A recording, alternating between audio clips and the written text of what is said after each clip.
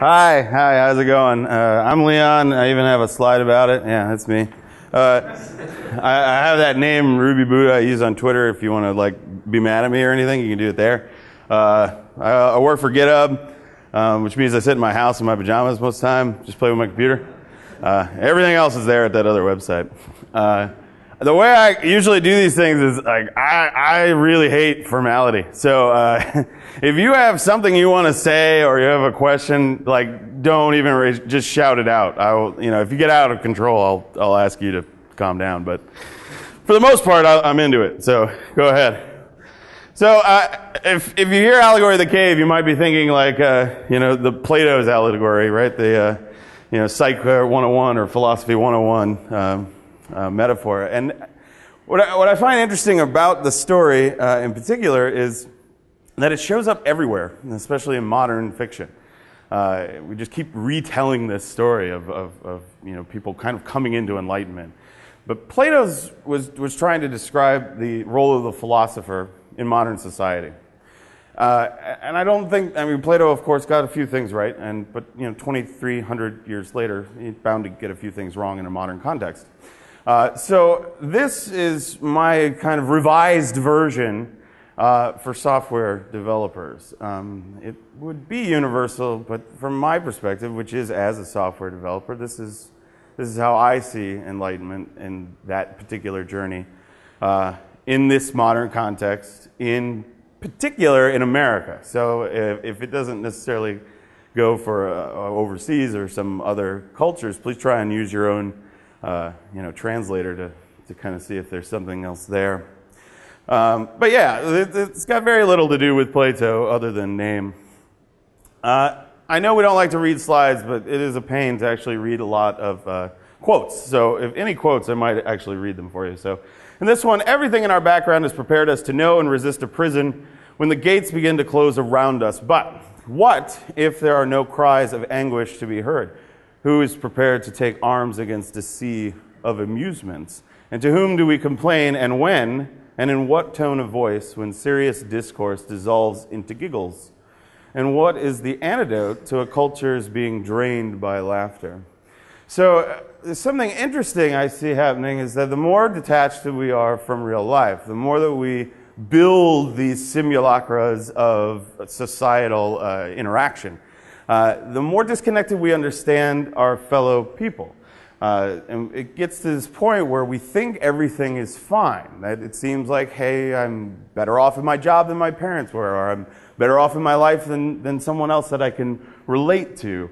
But at some point, I look around and I talk to a lot of groups, and they say there's this tone, this undercurrent of fear.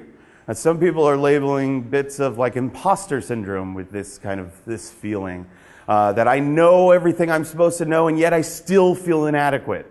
I have all this power in the world, and I don't know where to yield it or to wield it. I don't know what I'm supposed to do. And for a group that's as highly educated and highly creative to feel that lost, there has to be a reason. There has to be something going on there. And I'm curious about it. And at what point, if the vast majority of our people, and when I say our people, I mean people who write programs for a living, right?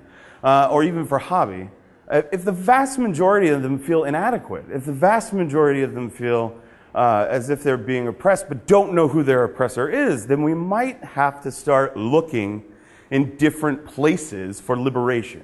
We might have to rethink the way we interact with our groups that are of like mind, both software developers as a community, but also where we fit in to the hierarchies that we exist in. So cultural hierarchies, societal hierarchies, those kind of things, and where our power lies. So I promised you a story, and I will give you a quick story.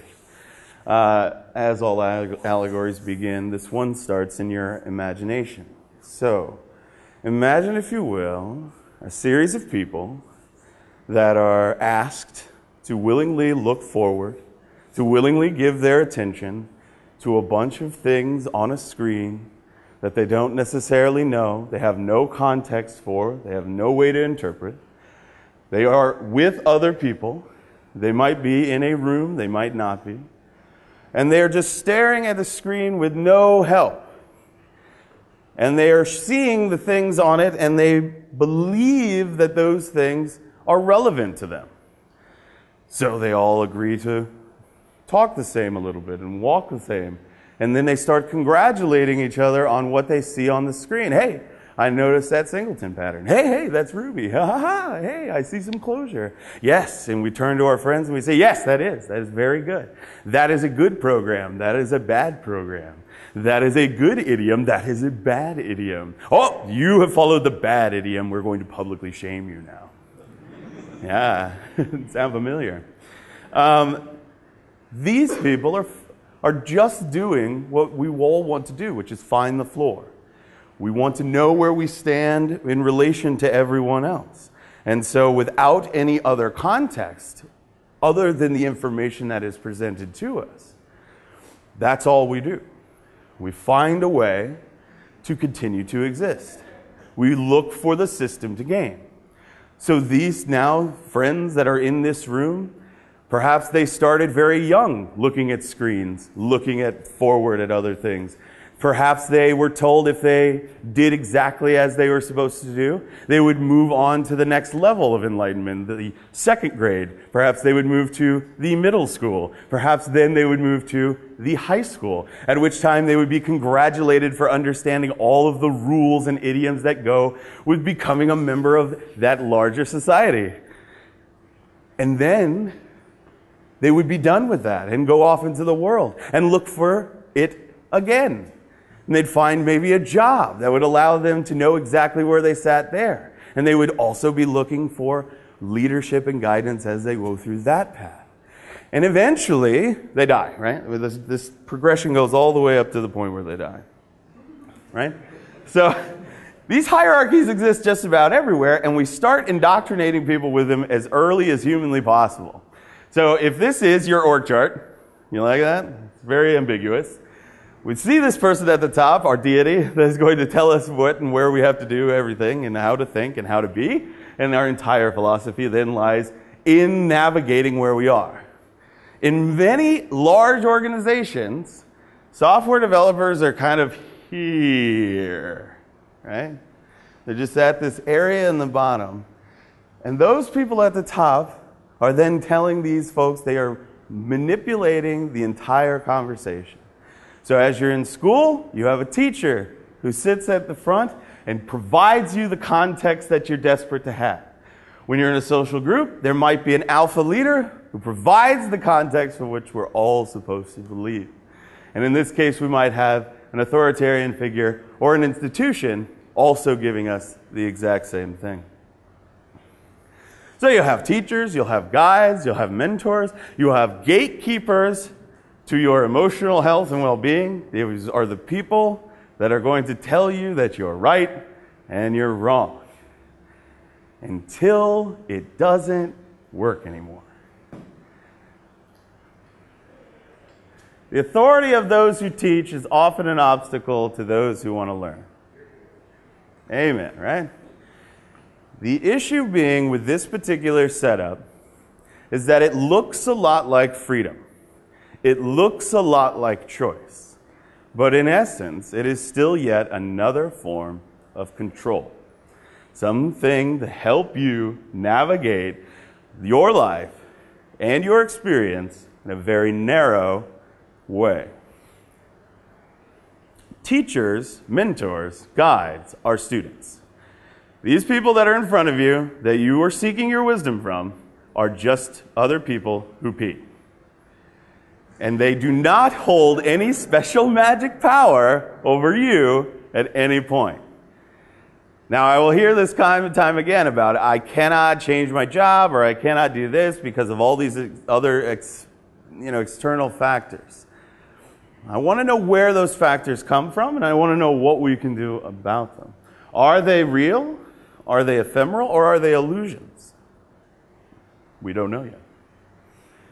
So, this to me is the myth of modern life.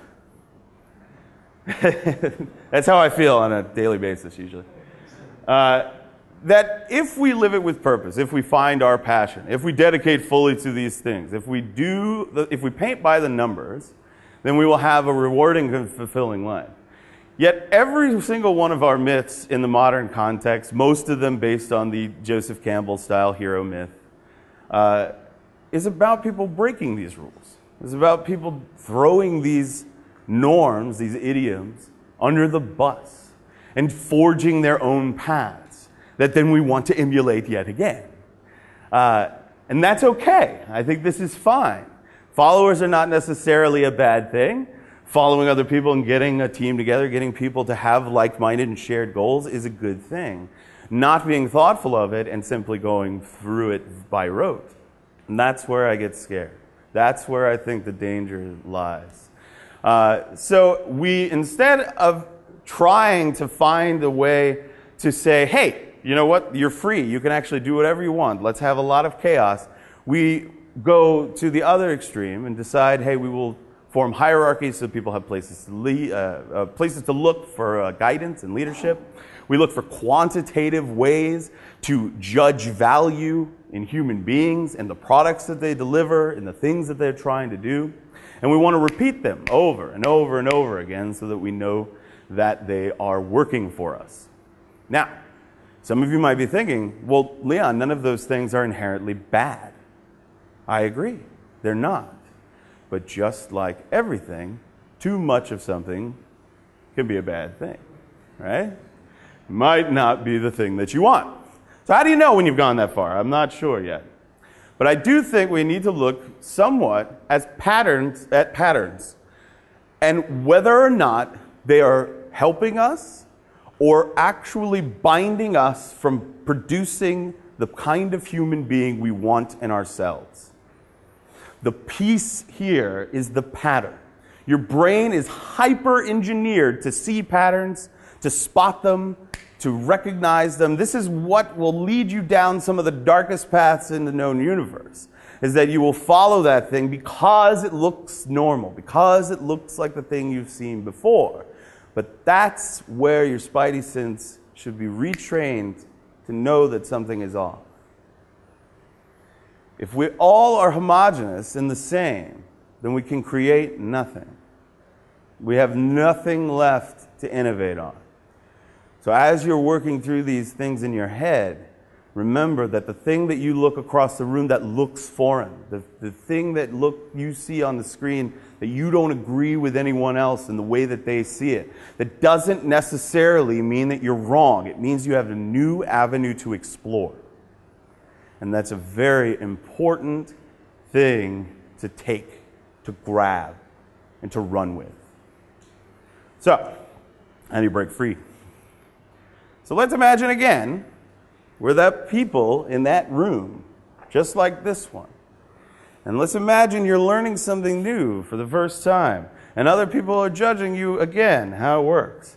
And the guy at the front is talking about this amorphous person that happens to be on this thing that you don't know. You don't even know who this is. And this is a slide, right? And this is the way I'm going to communicate this to you. But this is fiction. All of this is fiction. This is a lie. This is a story. This is not real. This is a way for me to distill the fact that I have a small truth that you might want to explore on your own, that I don't have an answer for. These people up here are just light. They're just thought. They're just concepts. They have no more control over you than you have by being in this room, by being friends with others. None of this is keeping you here. This is all choice, right? And that is actually a slide of a fake slide that was the presentation. That's even more meta. So, a clock, right? So the next piece of this, I think, is when we start wanting to master, when we start wanting to really know where we're going in our lives, is we start to feel this ticking. Very much the same way that Captain Hook hears the clock in the alligator, right? It's this constant ticking of time going away. But this is new. time in the micro is a new phenomenon. I don't have time to do this. I don't have time to do that. I don't have time to get to where I want to go. So I'm going to cheat. I'm going to shortcut. I'm going to get the answer from someone else. I'm not necessarily going to understand it. I'm just going to seek it. I'm going to get it and take it and make it mine. And then I will reshare to others so that they can see that what I have done is exactly what has come before, and therefore I am valid. No. Give time its reverence as your biology understands. Time as we understand it is an illusion. Every single time you're looking at your clock, you're looking at a simulation of time. Time is much more intricate than that. And we feel it in much more different ways. So you may master Ruby this year, right? There's a Ruby conference. I assume you're on a path to understanding and fulfilling your hearts with that particular language. Maybe it's derivative frameworks and libraries. And that takes time to do. But you can't count it in minutes. And you can't count it in hours. You can only count it in experience. You can count it in moons and suns. And that time shared as you explore is something that you get to continuously dive into and unlock, right? So if it takes you longer than someone else, that's fine. Don't count by minutes. Count by projects. If it takes you shorter, don't hold that against anyone else. That's their mind versus yours. If they're looking to you as a guide in this moment, be a guide. And when you need to be a student again, be a student. But all of these things are simply words. They're roles that we take on that are interchangeable at any moment. They are not who you are. Just like you are not governed by a simulation. As Huxley saw it, people will come to love their oppression, to adore the technologies that undo their capacities to think. Or, from Huxley himself, in a word, they fail to take into account man's almost infinite appetite for distraction. So, thinking is hard. Exploring yourself is hard. Introspection is hard. And the reason is, you may not like what you see. And you certainly may not like it while you're on a path to discovering who that person is. It means you're going to make mistakes, and that's okay. And when your fellow friends in the cave make mistakes with you, you must remember that. You must feel what they are feeling. You must touch that empathy and remember what it's like and be a guide in that moment instead of an oppressor. That's how we grow as a community. That's how we allow creativity to flourish. That's how we dance with chaos inside of a normative structure. These people around you are your peers. In fact, if you look around this room, most of you kind of have a similar look. They have a similar way about you. In fact, many of you are sitting in exactly the same way. Why? Because you think you have to?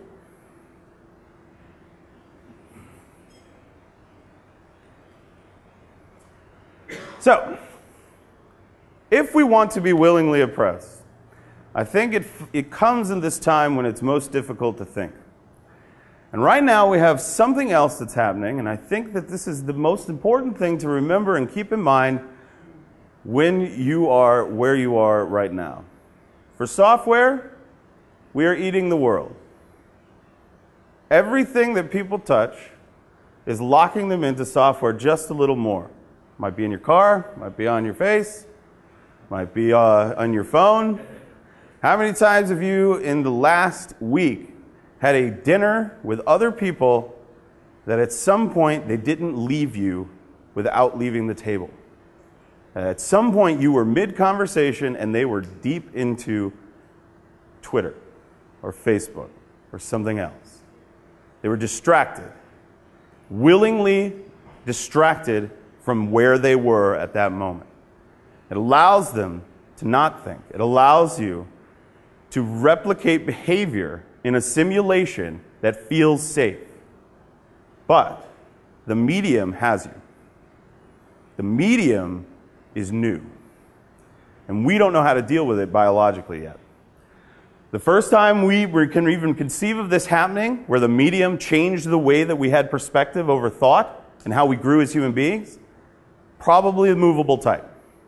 The minute we had reproducible words that we could print and give to others, we had to retrain our brains to stop listening to people around fires, stop listening to metaphor and myth, and we had actual words.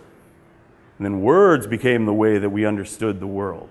And they let us see it in a deeper way, a more philosophical way than we'd ever could imagine. And it was a very rich time. Painting became visual, right? We had the Renaissance happening as well in the 1700s, where people could express certain ideas through this visual medium. And these things are evolutionary, and we've gone through them. But we're in a new one right now. And that is, the new medium is not necessarily television, which changed the landscape. And in America, everything has become something of a distilled message. Even what we consider to be news is not news. It is entertainment. Right? It is yet more story. It is something for us to digest and entertain one another with. The news that we hear isn't necessarily anything that's even actionable, but we still feel the emotion of it. So I feel that this has actually been hyper-accelerated in the modern age.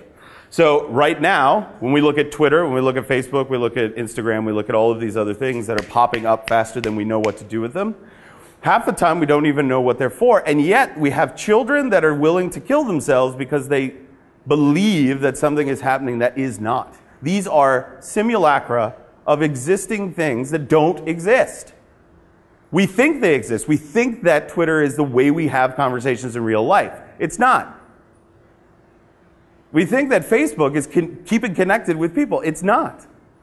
It is a simulation of a relationship. And we don't know how to deal with it. Everyone in this room, as you're building these tools, as you're building this new way of discussing the world, of exploring the human condition, you must remember that you have the most power of anyone in your modern culture. That people are going to ask you to make choices that you don't agree with. And you cannot hide behind the fact that we've always done it a certain way.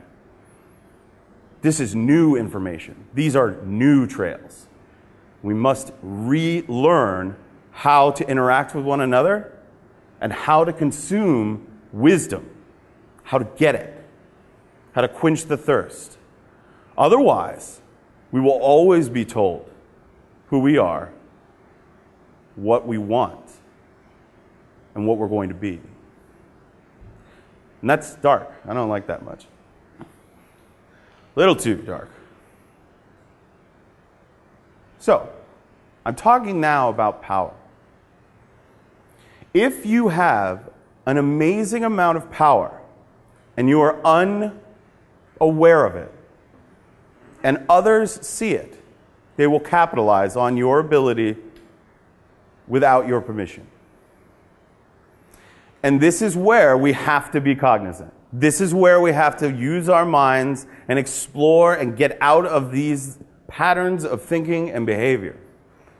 We have more power to control how the message is being delivered, to control how it is being consumed, than any other time in history.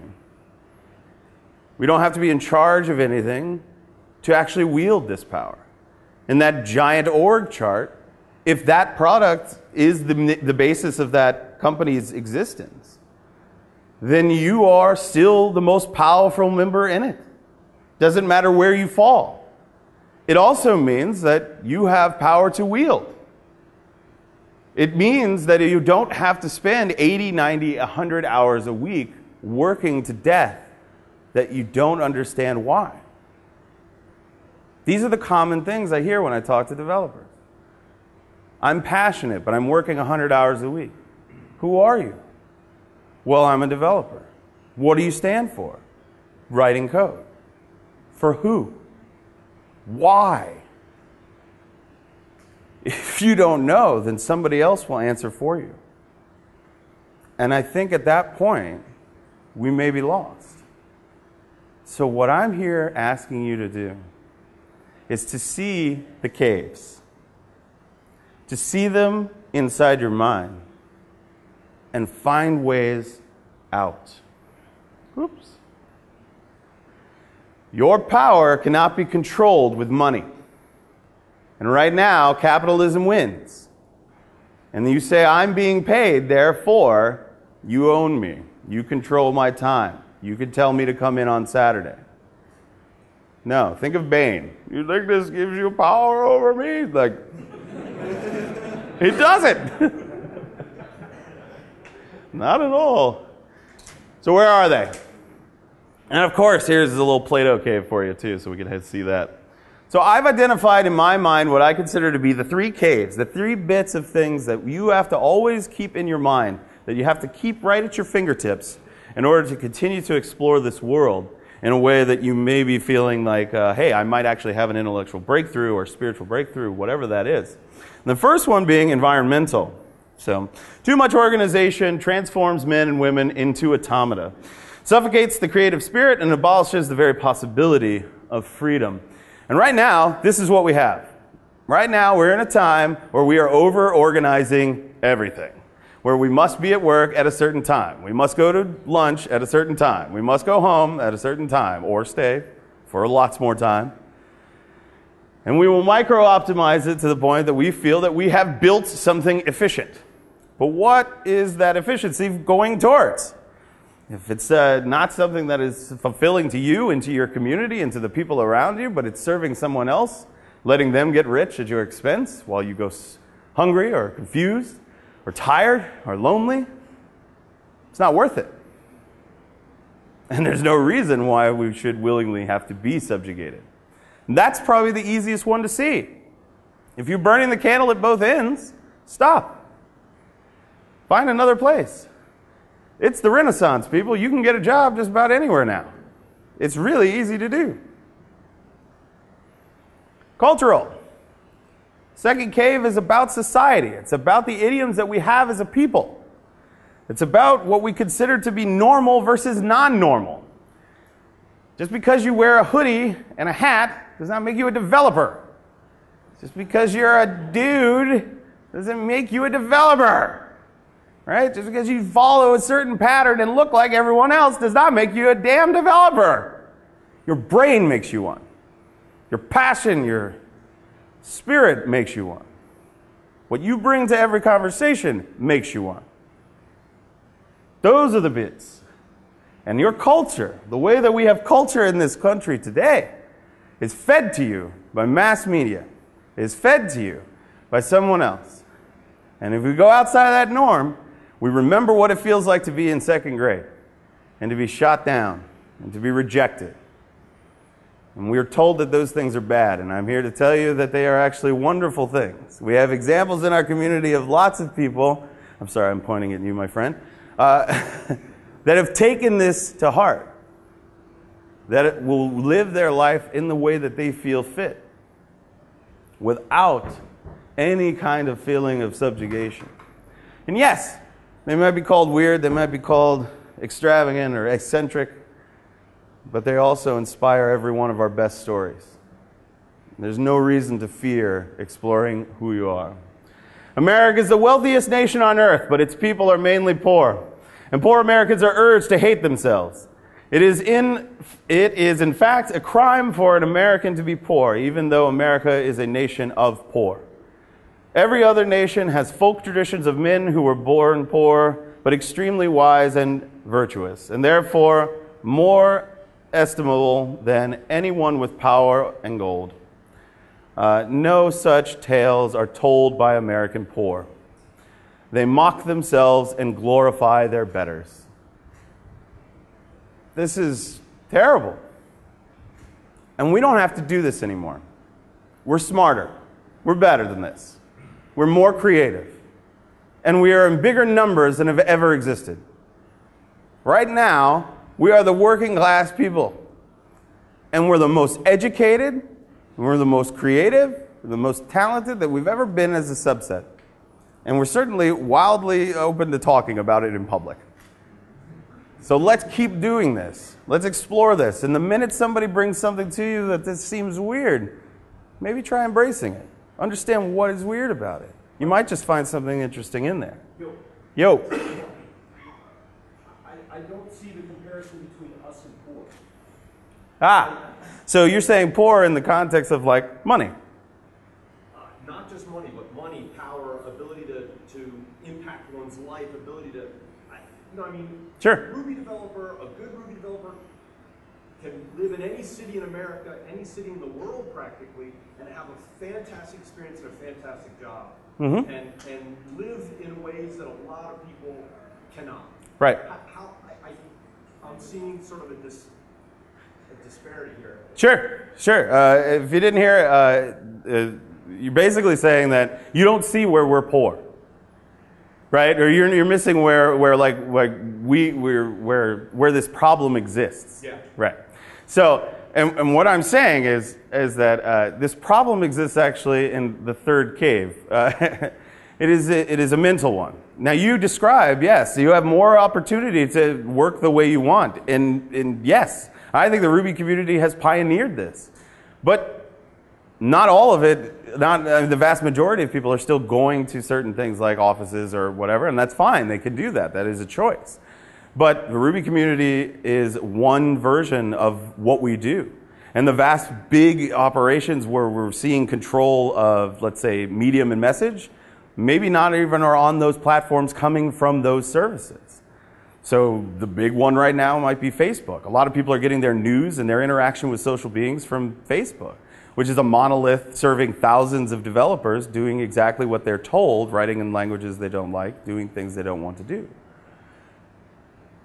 So when do we liberate them? So you're saying don't make the trade-off for money for... I'm saying you don't have to. I'm saying in this day and age, you can feel rich, just like you said, anywhere you want. Any way you want. There are ways to make a living. There are ways to be a part of this community. And there are ways to push us further as a culture that don't involve taking orders from someone else. Especially orders you don't agree with. Does that clarify? Yeah. Oh. So I love this morality is temporary, wisdom is permanent from Thompson. And this is what I guide for this one, the internal. So people will tell me to do things or not do things based on a moral reason. This is wrong, this is right, but those things change over time. They're not the thing that makes me me. What makes me me is my ability to seek out wisdom from the people around me that I need it from in order to carry myself forward. So this is where I fear that these things go, is that if there are not enough of us that are brave to see a different path, if there are not enough of us to show that you can make mistakes and grow as a culture, if we do not help ourselves along, if we belittle our friends and peers, if we marginalize them, if we don't accept their invitation to the table, then eventually we've beaten it out of them and they feel like the only other thing to do would be to be oppressed by it. Right now, there are a lot of social hot-button topics that are happening, say, like on Twitter. And people are desperate to get out their message that they are being oppressed, that they are being marginalized, that they are not being invited to the table. The riches that you're enjoying, make sure that they're not necessarily at the expense of your friends, at your peers, people that you don't know, people that are in the same boat as you. They need help. They need an ability to see this path before them. Yes, shall we play a game? The only way to win is not to play. You don't get to not play. You're here. You're in the middle of it. If people are looking exactly the same, acting the same, being the same, that's it. If we don't take people into our new companies and our new journeys because they don't look like our friends, they are not our friends essentially, then we're missing out on a broader conversation, a broader spectrum of insight. And we think that we are being like, hey, this is better than it's ever been. Okay, great. How much better can it be? Yes, software is a place where one person can go and feel like they've created a niche for themselves and they can work in their boxer shorts in their home and nobody knows the difference. But how many other people are not doing that? How does the distribution of wealth, say in America, marginalize the vast majority of our other peers? Can we liberate them? How can we use this power to not make more money for someone else? There's power here that we're just not using, and we can't. And I think we have to unlearn the ways that we have seen the world in the past, and we have to look for new modalities in the future. Of course, I had to do this just because of, I miss my dear friend, but at some point you have to look around and say, where am I getting my wisdom from? Who is telling me what is right and wrong? And my favorite guides have been the ones who never gave me any answers in terms of good or bad or right or wrong. They knew where I wanted to go, and they showed me better doors. And we can do this for one another constantly. If you cannot break free from it, there are also other ways to do it too. I am a huge advocate for things like psychedelics, to alter your mind to see the world in a different way. We stopped using these things to see the world in a different way because big bad people told us that we were all going to die and things are going to get weird and all that, and you guys know better. We all know better. I didn't hear it. I didn't hear it. No. I really didn't. I don't know. So all of this is just to say, wake up! That's it. That's all it is, right? We have these things, these mental barriers, we have philosophical barriers, we have physical ones, we have cultural idioms. All of them are just ephemeral machinations of a society that's trying to understand itself. And you can break free from them at any time. And someone can look you in the face and say, you're absolutely wrong, and you can nod and smile, knowing full well that they have no idea who you are and what they're talking about. And that's totally cool. Software is ours. Right now, that thing that is driving the world is ours. And I want you to know when you go home how much power you have. And I want you to remind others who would take it from you and manipulate it away from you whose power it is. So one more lovely thought here. Americans no longer talk to each other. They entertain each other. They do not exchange ideas, they exchange images. They do not argue with propositions, they argue with good looks, celebrities, and commercials. This is a quote from a book that was written in 1985 describing how television was ruining our public discourse. And I think, even though I've just denigrated things like social media, that there's a possibility to take it back. That right here we can decide that the images that we do share with one another, the idioms that we have been given to us by our culture, can be ours again. And we can use them for good. We don't necessarily have to take bad things that feel icky and throw them away with just a joke, with just a laugh. We can let them be, oh, why is my phone ringing? We can let them be the new message. We can have philosophy in these mediums, but we have to have a guide. And we have to see things like empathy, we have to see things like support, and we have to nurture and love our community as best we can and know when parts of it are hurting. And we have already done this. Right now, we are living in a universe of our very own creation, and we own its rules. And the more of these rules that we could just get rid of and just liberate and let people explore, the better. Because we're better than marginalizing people, and we're better than being told where to be, when, and who, and how. We're better than all of it. We're better than pithy comments on anonymous boards. We shouldn't stand for it anymore. We should rise up, and we should be the best that we could possibly be at all times. Because I believe in us. I believe that we are making lots and lots of mistakes, and I think that that's wonderful. But we cannot shut people down when they do. When they use the words we don't like, we can give them better ones. When they marginalize us, we can tell them it hurts, and we can show them a better way to involve us. There are ways to do this, and we can do them together.